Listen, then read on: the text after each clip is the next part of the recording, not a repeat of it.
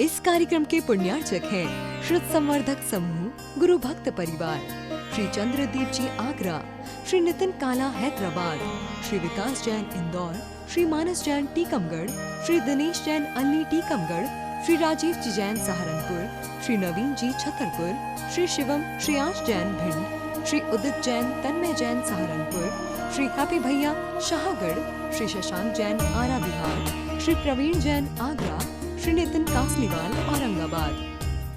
पाप छुपके किए जा सकते हैं, अरहंत पाप छुपके किए जा सकते हैं, लेकिन पापों को छुपा लो। किससे छुपा रहे हो? स्वयं से तो कभी छुपेंगे नहीं ना। और एक स्वयं से नहीं छुप सकते और दूसरे स्वयंभू से नहीं छुप सकते। इन दोनों का आपको ज्ञात नहीं है, इसलिए जो भी प्रवृत्ति चलती है ये जीव क्यों परेशान हो जाते हैं। आज की युवा पीढ़ी सबसे ज्यादा परेशान और चिंताओं में, बिल्कुल सामर्थ्य नहीं है, बिल्कुल सामर्थ्य नहीं है।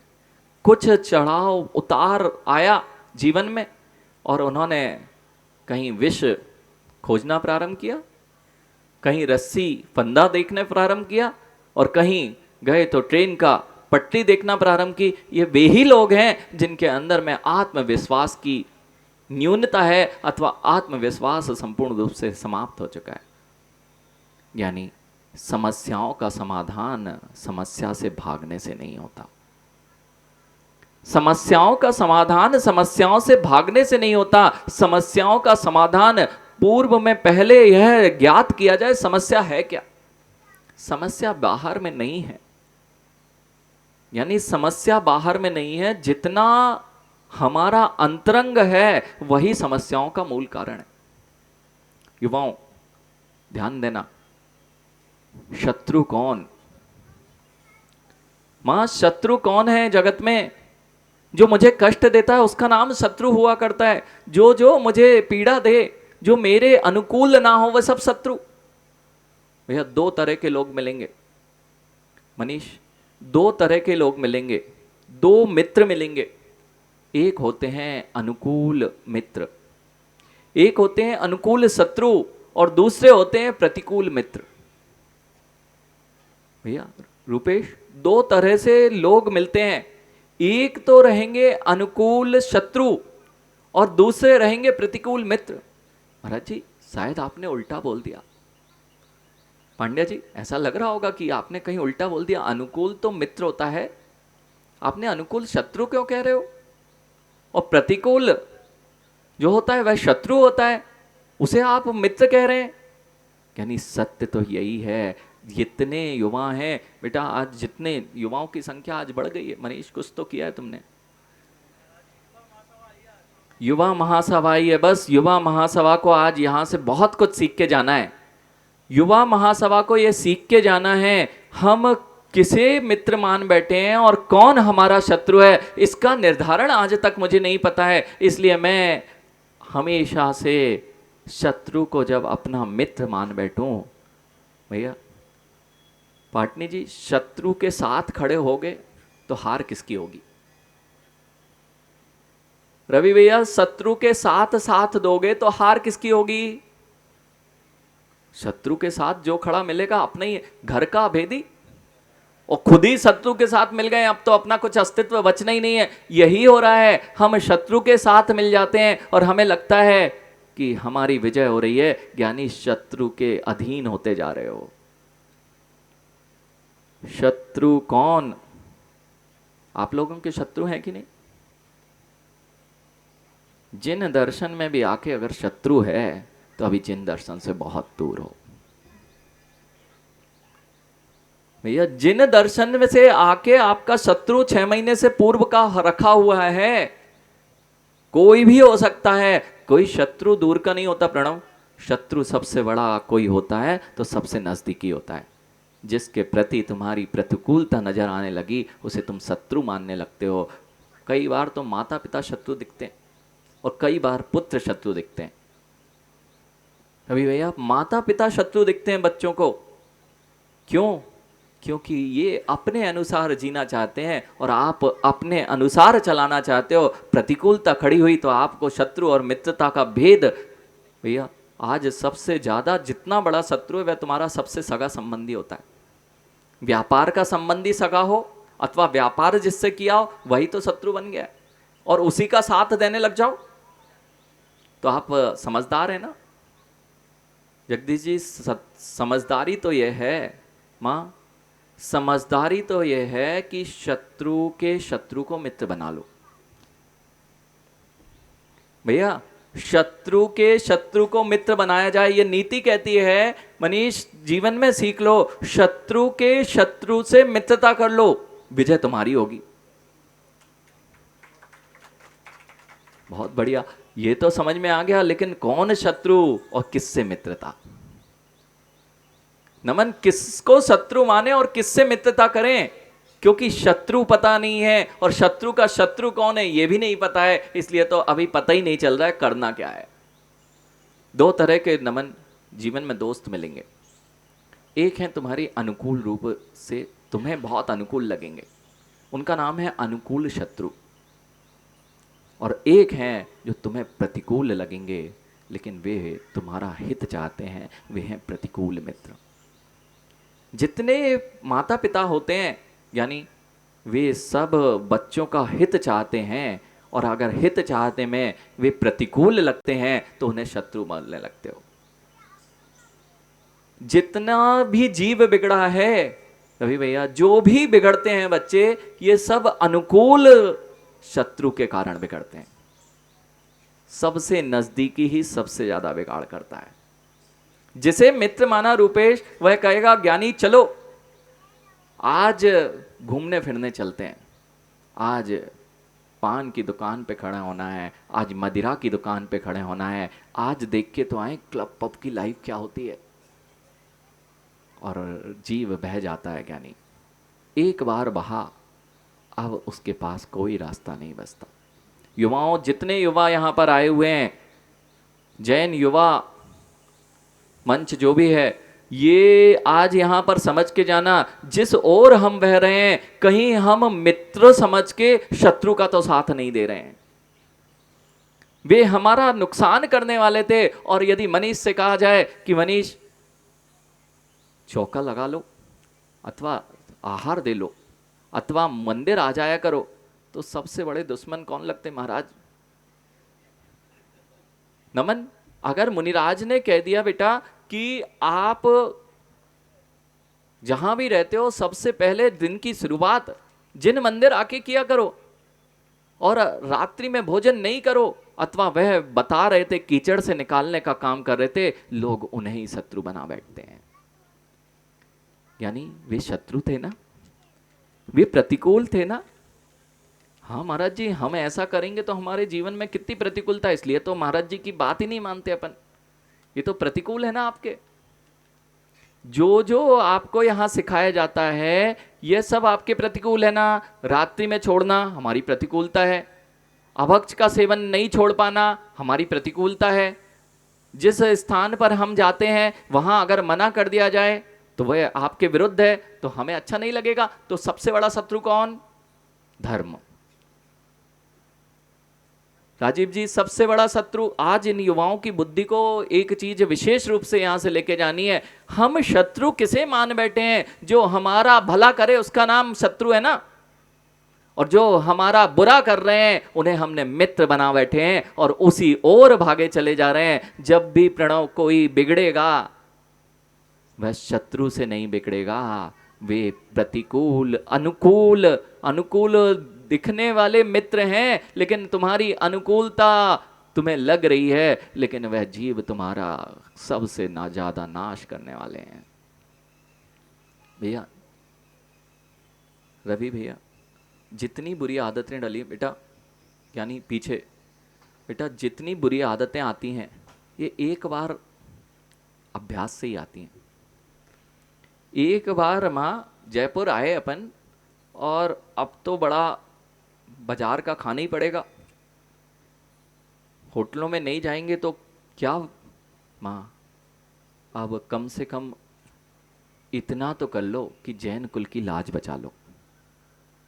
मांस की दुकानों पर कम से कम भोजन तो मत करो, नहीं तो बापू नगर वाले हैं ये तो नहीं करते ना, कोई भी मांस की दुकान पे भोजन नहीं करता ना भैया, कोई भी मांस की दुकान पे भोजन नहीं करता ना, पार्टी में चलता है। नहीं चलता ना। अच्छा ऐसा करते हैं माँ, मांस की दुकान में अगर बर्तन साफ किया, जिस स्थान पर जो आपके घर में बर्तन है उसमें थोड़ी सी जूठन लगी रह गई, उस भोजन को कर लोगे ना भैया? थोड़ी सी तो लगी है, पूरा भोजन तो बहुत 56 भोग लगे। भवन लाल जी 56 भोग की थाली रखी है, उसमें थोड़ा सा क्या हुआ, बर्तन साफ करते समय थोड़ी सी वहां पे जूठन लगी रह गई, चलेगा ना काम? मां चलेगा ना भैया? जूठन को नहीं खाते और मांस के पिंड जहां रखे हैं वहां भोजन करने तैयार हैं। आप लोग तो नहीं करते होंगे, जैन कुल के लोग हैं। हाँ जगदीश भैया, ये सब जैन कुल के लोग हैं। पार्टी में जाना पड़ता है। माँ नहीं करते ना?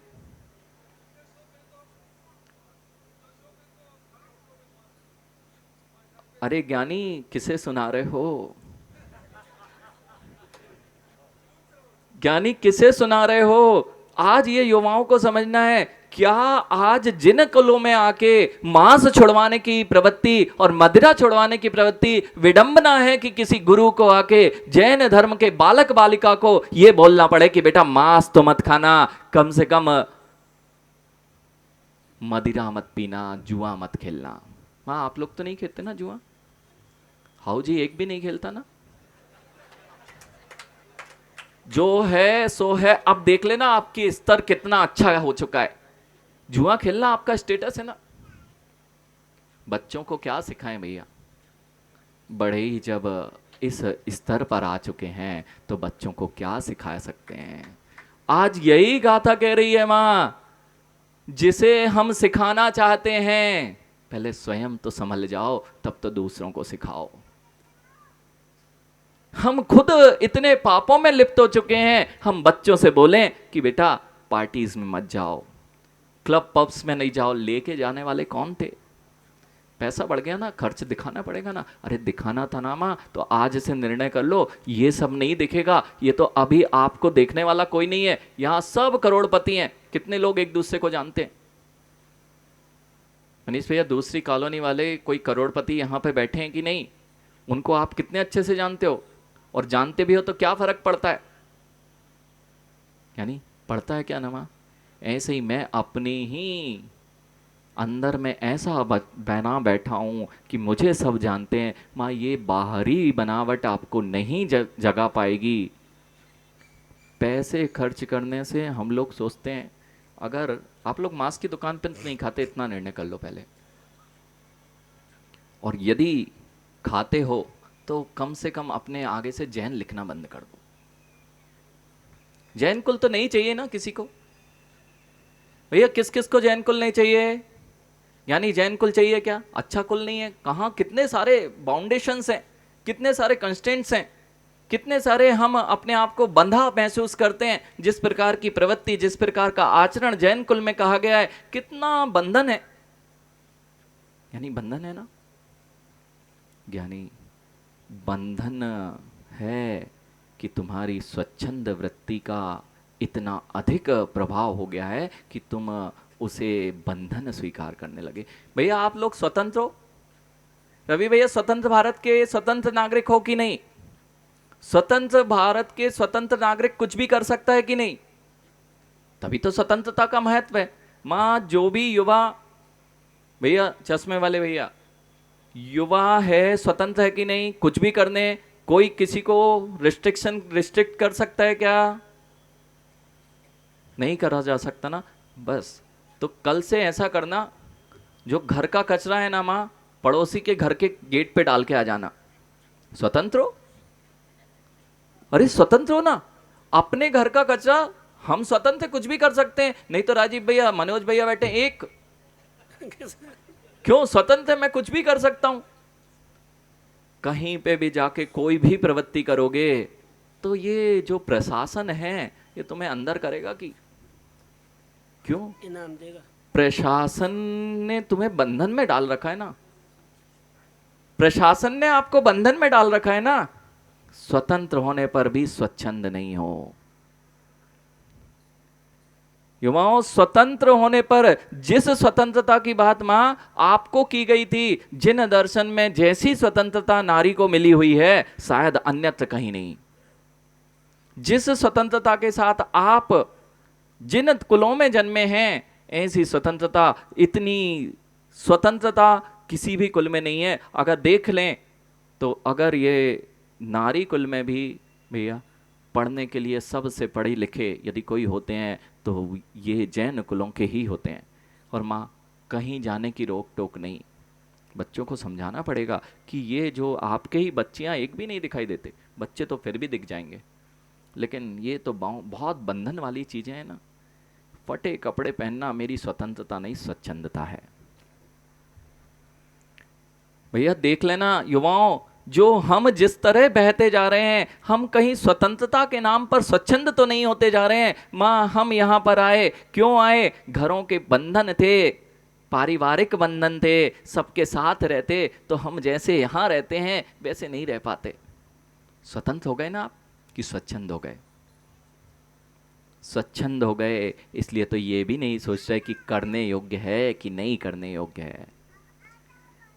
भैया करने योग्य पाटनी जी, यही बात आज नहीं समझ पाए तो स्वतंत्रता के नाम पे जब हम स्वच्छंद होते जा रहे हैं, यही प्रवृत्ति आपका सर्वनाश कर देगी।